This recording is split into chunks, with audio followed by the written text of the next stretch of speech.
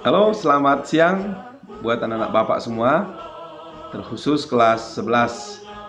Nah, sekarang kita masuk pembelajaran sejarah Indonesia. Materi kita pada hari ini adalah penguatan jati diri keindonesiaan.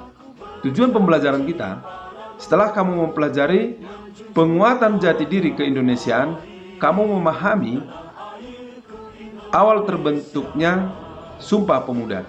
Yang kedua, kamu memahami organisasi-organisasi kepemudaan.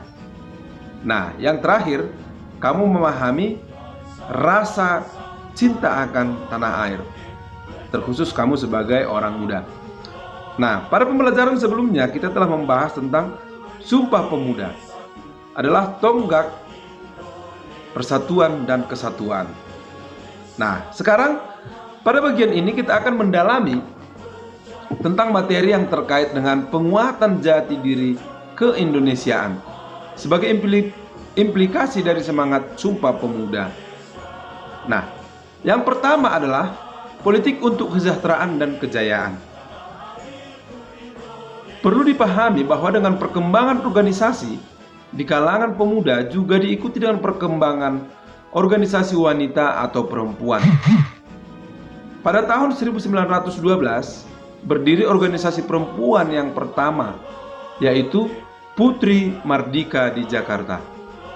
Nah, organisasi ini bertujuan untuk membantu bimbingan dan penerangan pada gadis Bumi Putra yang menuntut pelajaran dan mengemukakan pendapat di muka umum, serta memperbaiki hidup wanita sebagai manusia yang mulia. Nah, anak-anak Bapak semua, perlu kamu ketahui bahwa pada awalnya terbentuknya organisasi kepemudaan diiringi dengan terbentuknya organisasi wanita. Yang kedua, pemuda yang berpolitik. Seperti telah dijelaskan pada tahun 1931, secara resmi telah berdiri organisasi pemuda hasil fusi yang bernama Indonesia Muda. Mereka adalah para anggota penuh semangat untuk memperjuangkan Indonesia bersatu, Indonesia yang merdeka. Nah, yang ketiga, nasionalisme yang revolusioner. Nah, sebagai seorang pelajar, Soekarno muncul sebagai seorang pemuda cerdas yang memimpin pergerakan nasional baru.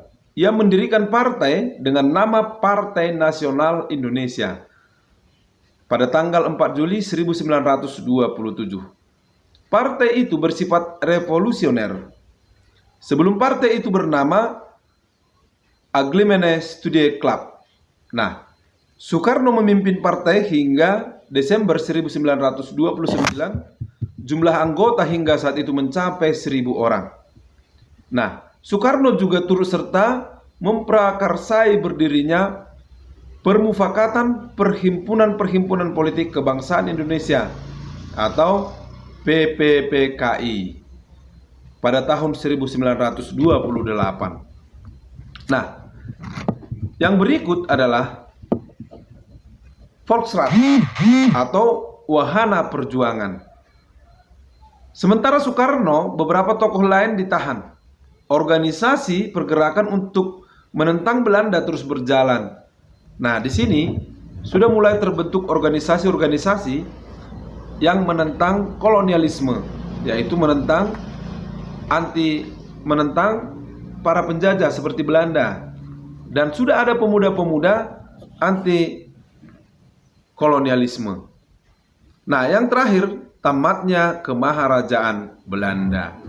Nah, anak Bapak semua, dengan kekuatan para kaum muda, maka kekuasaan kemaharajaan Belanda telah berakhir. Nah, Bapak harap kalian semua baca buku. Kiranya dengan pembelajaran kita hari ini kamu dapat memahami materi kita dan tetap semangat. Hari ini akan Bapak buat tugas dan semuanya lihat di bagian tugas Google Classroom. Oke, minggu depan kita sudah melaksanakan ujian. Selamat ujian dan persiapkan diri kamu.